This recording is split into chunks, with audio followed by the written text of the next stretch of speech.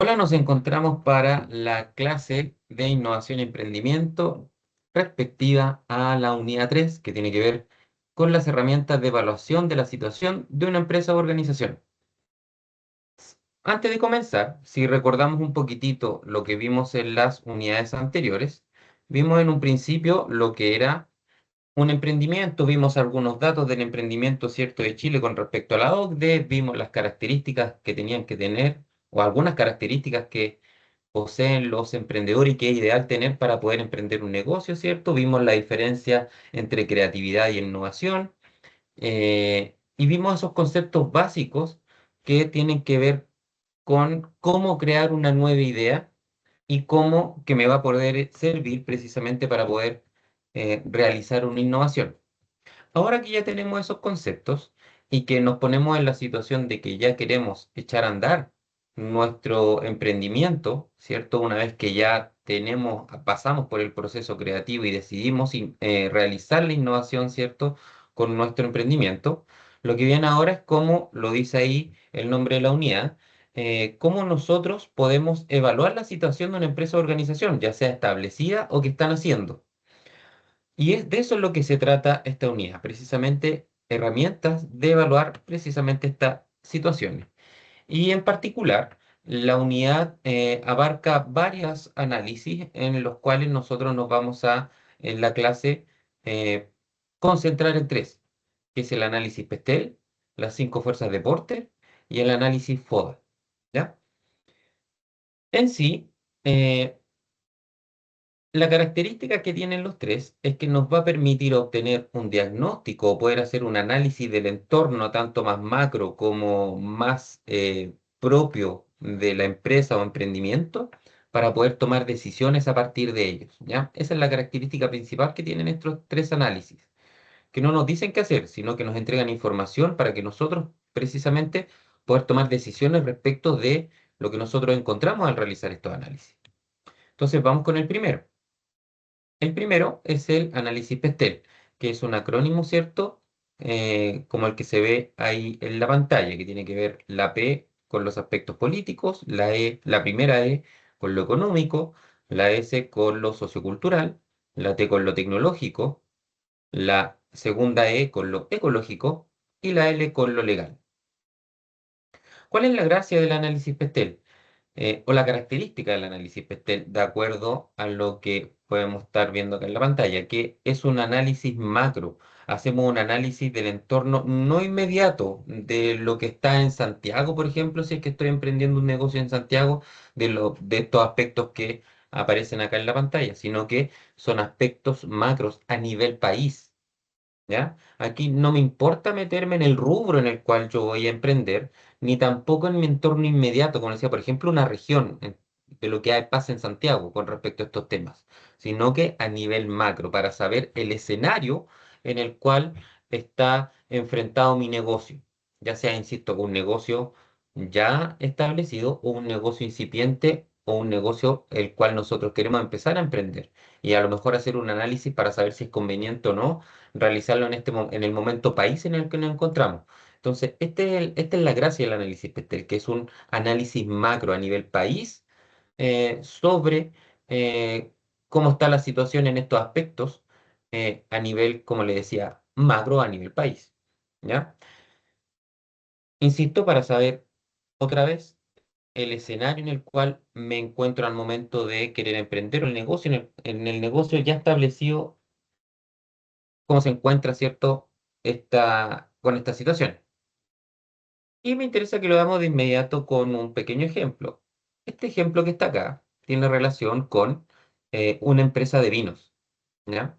Entonces, por ejemplo, aquí habla, si partimos desde la izquierda con la P, que tiene relación con lo político, habla sobre nuevos tratados de libre comercio. ¿Se da cuenta? Entonces son cosas macro que no son propiamente tal, necesariamente del rubro en el cual estoy, sino aquí habla sobre los tratados de libre comercio. Entonces, estos tratados me van a permitir, a lo mejor se van a convertir en una oportunidad, por ejemplo, para poder exportar esta empresa de vinos sus productos a otros países.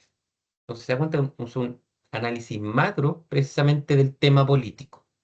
Después, la E viene lo que es lo económico. Habla sobre, en este caso, la devaluación de la moneda en mercados clave, tipos de intereses bajos para esta empresa de vinos. Ojo, aquí es, insisto, importante establecer análisis macro, eso es lo más importante de todo, análisis macro. Por ejemplo, aquí perfectamente lo hace, habla de la devaluación de la moneda y tipos de intereses bajos. ¿Qué otra cosa podríamos agregar acá, por ejemplo, de interés para cualquier empresa? El tema, por ejemplo, como habla ahí de la tasa de interés, saber si la tasa de interés está alta o baja. ¿Por qué? Porque, por ejemplo, yo voy a tener que, como empresa, vamos a tener que necesitar pedir un préstamo. Entonces, la tasa de interés habla de qué costo va a tener ese dinero que nosotros vamos a pedir. También, por ejemplo, el Producto Interno Bruto, el desarrollo del IMASEC. ¿Se dan cuenta? Eh, son datos macro que nos van a servir, en este caso, en lo económico, saber cómo se encuentra el país. Después viene la S que tiene relación con lo sociocultural, como dice ahí. Aquí habla de la larga tradición de consumo de vino, recuerda que estamos con una empresa de vinos, y la alta percepción de la calidad. Entonces aquí en lo social tenemos que analizar también a nivel macro, a nivel social, eh, lo relacionado, en este caso sí más en particular, con nuestro rubro, porque de esa manera vamos a ver a qué nos exponemos. Por ejemplo, si estuviésemos aquí en Chile poniendo una empresa de pan, una panadería, una gran panadería, sería más o menos lo mismo que hice acá. Chile sabemos que tenemos una gran cultura del consumo de pan. Somos el segundo país consumidor de pan en el mundo. Entonces, esos son datos que nosotros podemos tener en consideración en este análisis, ¿ya? Y lo mismo si volvemos al tema del vino, en la alta percepción de calidad, que incluso esto calza también con Chile. ¿Ya? Uno lo puede ver en otro país, pero acá perfectamente calza con Chile, que también es un productor y también tiene que ver con el tema de los vinos a nivel mundial fuertemente. Entonces ahí está lo social. Tenemos que analizar lo social que está alrededor de nuestro negocio. Después viene la T de tecnológico, tecnología, ¿cierto? El análisis tecnológico, que habla, por ejemplo, sobre los avances tecnológicos en el sector y la selección de uvas a mano versus de maquinarias. Ahí tiene que ver con la tecnología porque a lo mejor, y que tiene que ver incluso, se conecta con lo social, con el punto anterior. ¿Por qué? Sobre todo me voy a concentrar en el segundo punto que habla de la selección de uvas a mano versus maquinaria sobre, por ejemplo, lo de moda que está acá en el país, el tema del orgánico, el cuidado de la naturaleza. Entonces, más que el cuidado de la naturaleza, el orgánico, por sobre lo industrializado. Entonces, acá, ¿cierto? Lo orgánico está teniendo mucho auge y es un tema a considerar. Entonces, ahí en lo tecnológico interviene y también en lo social. También podríamos, en lo social, ¿cierto? La percepción de las personas de la calidad de los productos orgánicos. ¿Sí? Entonces ahí es donde tenemos que tener en cuenta y hacer el análisis también. Y por supuesto los avances tecnológicos en el sector que me van a permitir quizás tener una producción más rápida, poder quizás mantener de mejor manera el producto y todo ese tipo de cosas. Después viene la E que tiene que ver con lo ecológico, que aquí habla sobre la creciente apreciación del vino ecológico, que es lo que hablábamos, los vinos orgánicos. Entonces, se dan cuenta, hay algunos puntos como estos que a lo mejor el mismo tema va a interceder en lo social, por ejemplo, acá, en lo tecnológico y en lo ecológico. Que, por ejemplo, como le decía, el tema de los vinos orgánicos. Entonces, algo que está súper boca y que perfectamente calza en los tres. Y puede calzar más de un punto en alguno de estos análisis, porque se ve desde distintas aristas.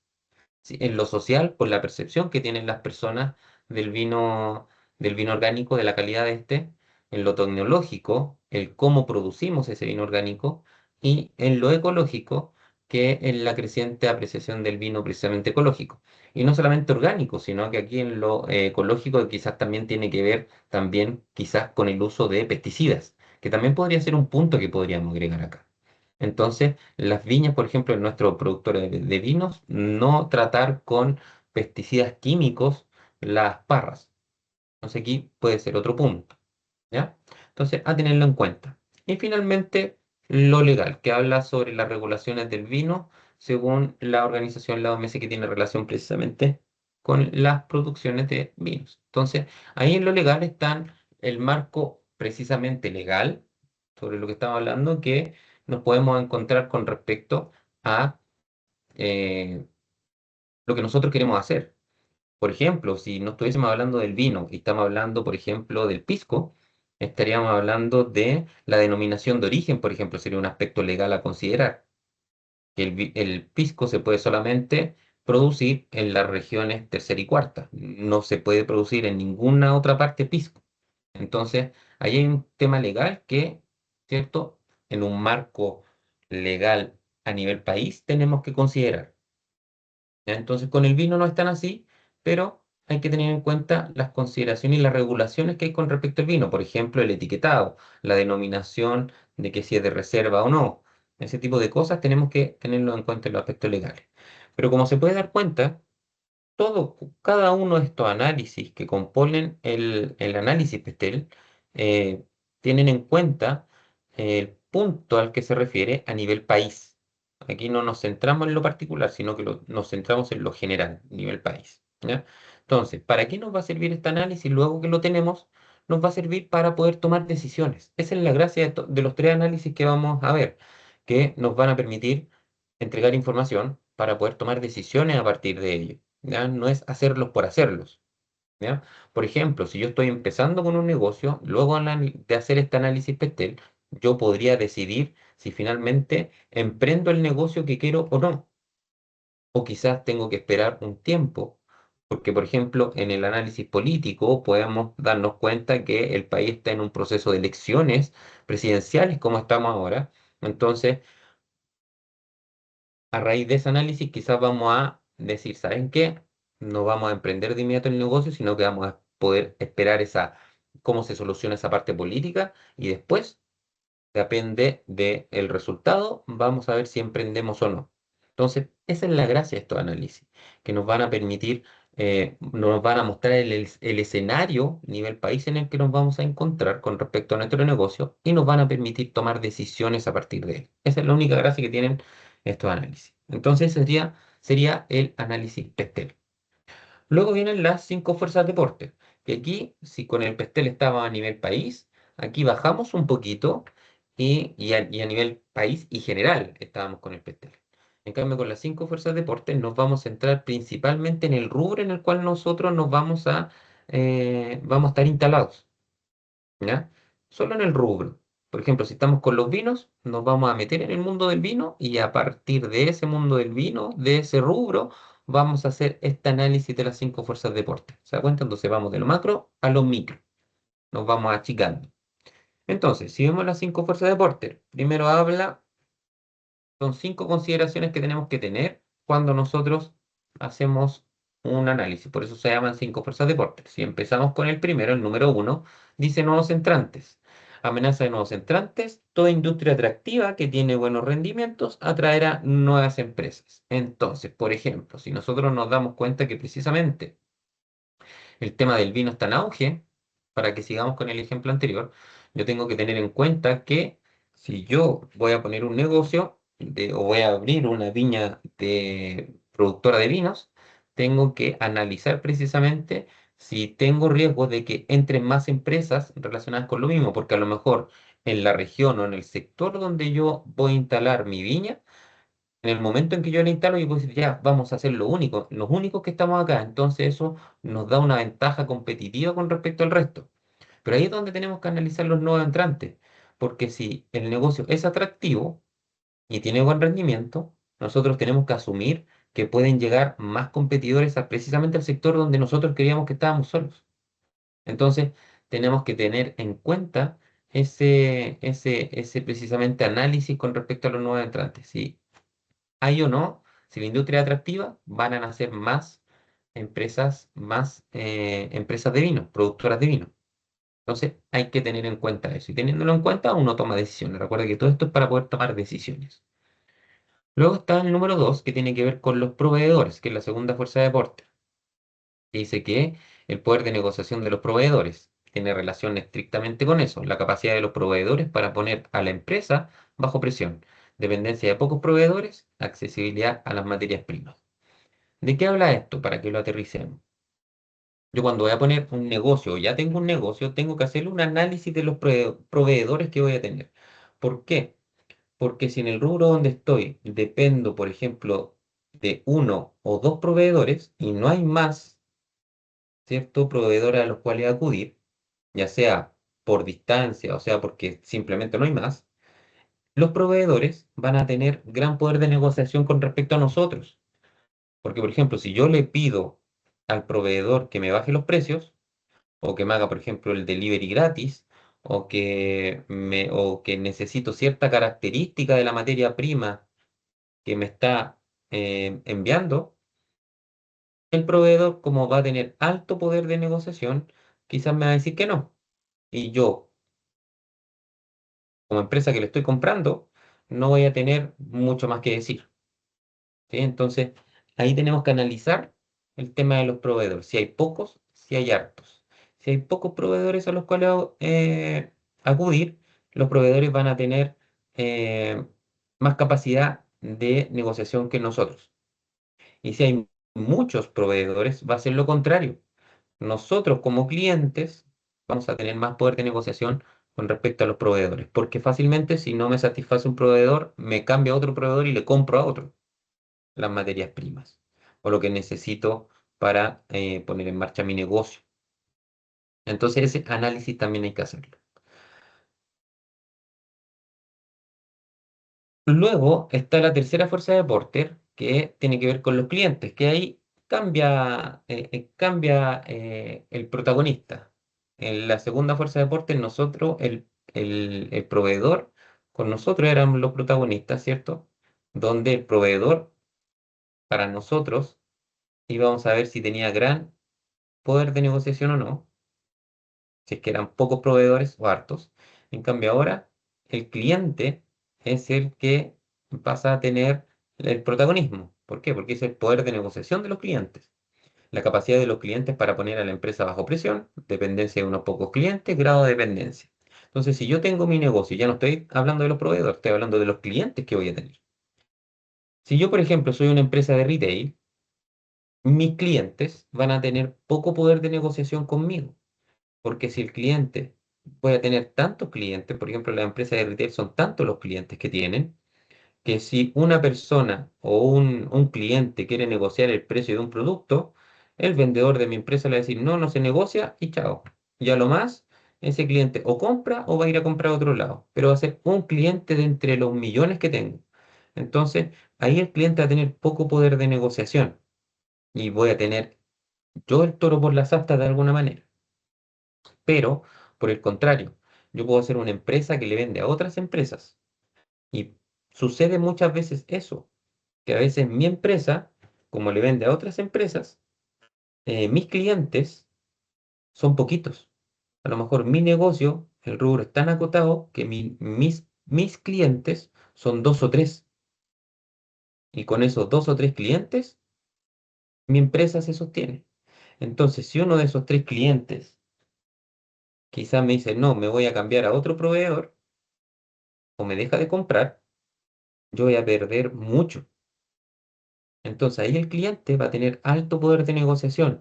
Entonces va a tener el toro por las astas, por decirlo otra vez de alguna manera, para a lo mejor poder pedirme modificaciones a mi producto o servicio que lo acomode a su conveniencia, que me exija, por ejemplo, tenerlo en tiempos determinados, que me negocie el precio y así muchas cosas más. Entonces, ahí tenemos que ver los clientes que nosotros vamos a tener con nuestro emprendimiento. Si van a ser pocos o aspiramos a que sean pocos o muchos, dependiendo del rubro en el cual estemos involucrados. ¿Ya? Entonces, esa es la capacidad de los clientes y tenemos que también analizarlo porque si mi empresa depende de dos o tres clientes, si se me va uno, mi empresa se puede ir a la quiebra. Pero si mi empresa va a tener muchos clientes diferentes, ¿cierto? Si se me va o pierdo un cliente, a lo mejor la pérdida no es mucho. De ahí el cliente pierde poder de negociación con respecto a si yo tuviese dos o tres clientes. Ahí los clientes sí tendrían mucho poder de negociación con respecto a mí. ¿Ya? Entonces, esa es la tercera fuerza de Porter. La cuarta fuerza de Porter son los productos sustitutos. Que ahí la definición que dice, amenaza de productos sustitutos. Los productos sustitutos están siempre presentes listos para reemplazar los productos de la empresa. precios bajos de los sustitutos, números de sustitutos en el mercado. Entonces, ¿qué tiene que ver esto? Para esto, por ejemplo, con la empresa, con el vino, hay hartos productos sustitutos que son básicamente los licores. A lo mejor hay personas que a lo mejor, a ver, para que se entienda mejor, si yo vendo vinos, yo tengo productos sustitutos. O sea, ¿a qué se refiere productos sustitutos? Que eventualmente mi cliente podría elegirlos en desmedro mío. Por ejemplo, el vino con respecto, por ejemplo, a los vinos en botella con los vinos en caja. Bueno, en realidad son los mismos productos, pero más allá, por ejemplo, el vino con respecto al pisco o cualquier otro alcohol que no sea vino, son productos sustitutos. O el vino con respecto a la cerveza, son productos sustitutos, que si, por ejemplo, en un supermercado resulta que a lo mejor no está mi producto, ¿cierto? Mi cliente no va a, o no hay vinos, el cliente no va a ir a otro lado que haya vinos, quizás va a elegir cerveza o cualquier otro licor. Entonces, esos son los productos sustitutos. Por ejemplo, ¿dónde más se puede dar? Con respecto a las leches. Por ejemplo, antiguamente, cuando uno iba al supermercado, existía solamente la leche de vaca y listo, y entera, incluso ni siquiera con las variedades que hay ahora. Entonces, para los productores de leche era, listo, era la competencia no más directa que tenía de otras empresas, pero no tenían productos sustitutos a la leche. En cambio, ahora sí hay muchos productos sustitutos a la leche, por ejemplo, la leche de avena, la leche de soya, la leche de almendra, hay un montón de variedades de leche que no son leche propiamente tal, pero son sustitutos a la leche que las personas utilizan. Entonces, tengo que también hacer un análisis con respecto a ese tipo de productos porque precisamente me pueden quitar clientes y también tener, obviamente, precios más bajos que los míos. Entonces, ahí es donde uno tiene que estar atento como empresa y poder precisamente innovar, que era lo que hablábamos las unidades anteriores, para precisamente no perder esos clientes y que esos productos sustitutos no me quiten clientes. ¿Ya? Entonces esa es la cuarta fuerza de Porter. Y la quinta, que es la que está al centro, es la rivalidad de la industria, que como dice ahí, rivalidad entre los competidores existentes, interacción entre los competidores de la industria debido a múltiples factores como la concentración de empresas para un mismo mercado y existencia de grupos empresariales. Entonces ahí es donde yo o nosotros como empresa tenemos que hacer un análisis de la competencia directa que tenemos. Porque decía, si vendo vinos, tengo que ver las demás viñas vendedoras de vinos, que es mi competencia, hacer un análisis ahí. Si vendo leche, también el resto de las demás marcas de leches, son la realidad de la industria. Entonces, aquí habla sobre el tema de los factores de concentración de empresas por un mismo mercado. Por ejemplo, yo sé que en vinos hay muchas empresas de vino. De leches también hay hartas empresas de leche donde poder elegir. Pero, por ejemplo, las farmacias es una industria que tiene concentración de empresas. Son tres las cadenas grandes, cuatro máximo las cadenas grandes. Entonces, uno tiene que analizar ahí la rivalidad, ¿cierto? Con respecto a los grupos empresariales también que están involucrados ahí, que precisamente se pueden coludir, uno podría decir, por ejemplo, si es que yo quiero colocar una farmacia de barrio. Entonces, ahí tengo que analizar la rivalidad directa que voy a tener. Entonces, esa sería la quinta fuerza de Porter. Entonces, analizando estas cinco fuerzas también que están netamente involucradas en el sector productivo en el cual yo me voy a involucrar, puedo tomar también decisiones. Insisto, acá hay que ver cosas buenas y cosas malas. No hay que juzgar si es bueno o malo. Lo mismo me faltó decir con el pestel. No hay que fijarse solo en cosas buenas, no solamente en cosas malas. Hay que ser lo más objetivo, sino que dar datos. En el pestel de datos macro con respecto a cada uno de los análisis en que se desglosa el análisis pestel. Y lo mismo con las fuerzas de Porter, pero aquí ya más en la industria en la que yo voy a estar. ¿Ya? Hacer el análisis con cosas buenas y cosas malas. A lo mejor nada en una anotación, sino que solamente observarlas y anotarlas, porque una vez que yo las tenga todas anotadas, ahí recién voy a poder analizar si son buenas y son malas y a partir de ellas tomar decisiones. ¿Ya? Entonces son las cinco fuerzas de Porter.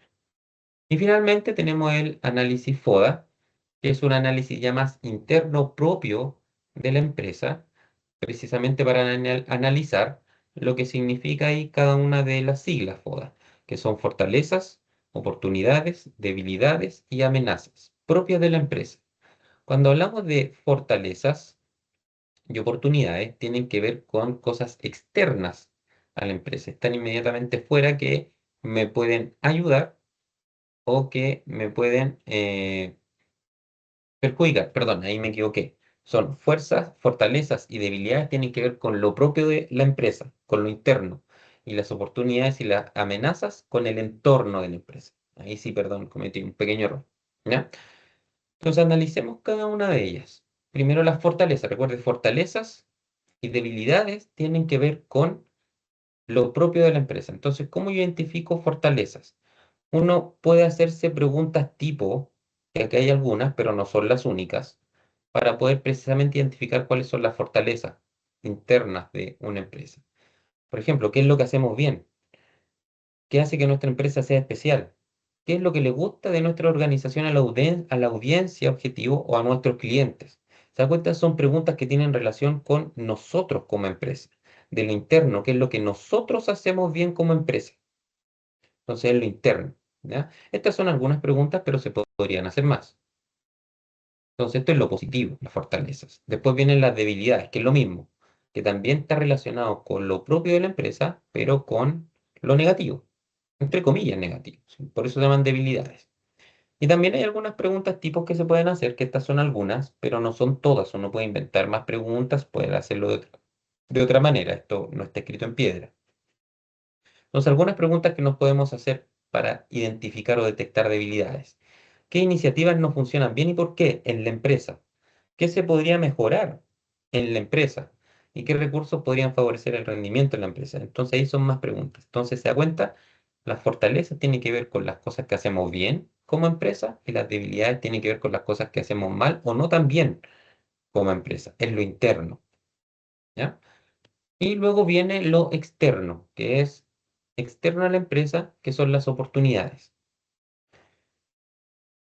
Y aquí también hay preguntas tipo, ¿qué recursos podemos usar para mejorar las áreas en las que tenemos debilidades? ¿Hay brechas de mercado en nuestros servicios? ¿Cuáles son nuestras metas para este año? O sea, estas son cosas que son externas. Por ejemplo, otra oportunidad podrían ser, por ejemplo, eh, fondos concursables del gobierno.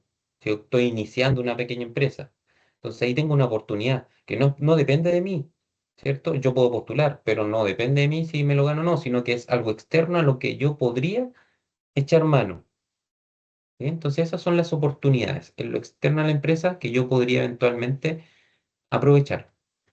Y las amenazas también es lo externo, pero que podrían afectarme a mí como empresa, que no dependen de mí, como las debilidades, sino que son externas y que podrían afectarme sin yo poder hacer nada para cambiarlas, sin poder hacer nada para cambiarlas. ¿Ya? Uno puede tomar acciones, pero no puedo cambiarlo. Por ejemplo, preguntas tipo, ¿qué cambios en el sector son preocupantes? ¿Qué nuevas tendencias en el mercado se vislumbran?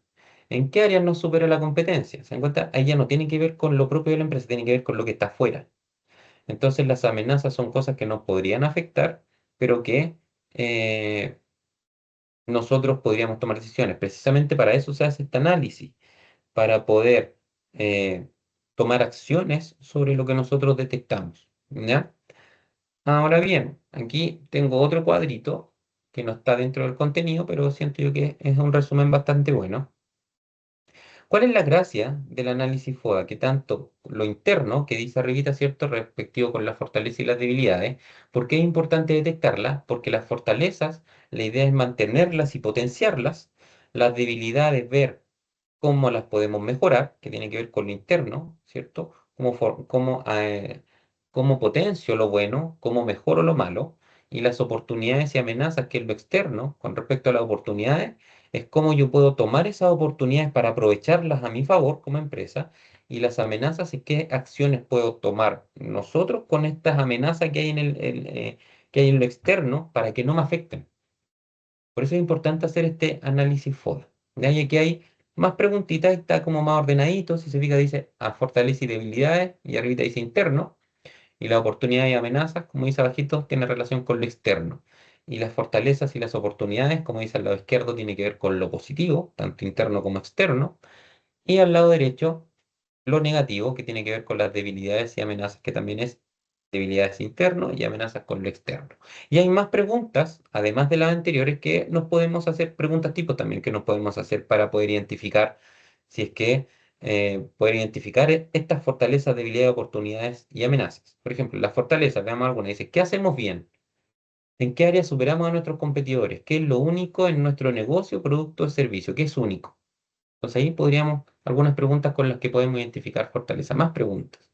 Las debilidades, ¿qué podemos mejorar? ¿En qué área nos quedamos atrás con respecto a nuestros competidores? Ahí estamos identificando más preguntas para identificar debilidades. Luego, oportunidades. ¿De qué tendencias emergentes podríamos aprovecharnos? ¿Hay localizaciones geográficas con una competencia menor? Son preguntas que podemos contestar para poder detectar oportunidades y tomarlas. Y amenazas a otras preguntas más. ¿Qué está haciendo la competencia, cierto? ¿Para qué tendencia de mercado no estamos preparados?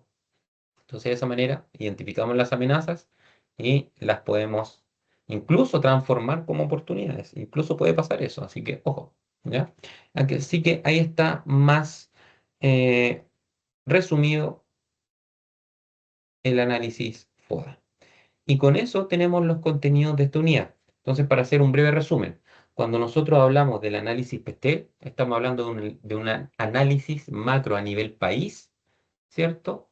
Para poder ver el escenario en el cual nos vamos a encontrar al momento de emprender o en el momento en el cual se encuentra nuestro negocio, si es un negocio ya establecido. Luego tenemos las 5 fuerzas de Porter que nos van a permitir analizar desde el punto de vista de nuestra industria, donde nos vamos a insertar eh, el tema de la competencia, los clientes, propiamente cosas más relacionadas con el negocio mismo, ¿sí? Para poder hacer ese análisis. Y finalmente el FODA, que es como lo más micro, que tiene que ver ya relación con nosotros y con lo externo que podemos aprovechar o que nos puede afectar. Y también, obviamente, con las debilidades que dijimos y fortalezas que tiene que ver con lo propiamente, que tiene que ver con la empresa misma. Entonces, con el PESTEL partimos desde lo más macro y con el FODA terminamos con lo más micro, que es concentrarnos en nosotros, de lo más grande a lo más chico, ¿ya? La gracia de estos tres análisis, como les dije desde un principio, es que nos van a permitir, una vez que los tengamos listos, tomar decisiones con la información que tenemos. Esa es la principal gracia de estos análisis, que nos van a permitir, insisto, tomar decisiones. ¿Ya? Entonces, con esto tenemos los contenidos de esta unidad. Cualquier duda, por supuesto, quedo atento a través de correo electrónico, a través de los mensajes de Moodle y estaríamos por hoy, así que nos veríamos en nuestra próxima clase online que correspondería a la unidad 4. Así que nos vemos y que esté muy bien. Nos vemos la próxima. Chao, chao.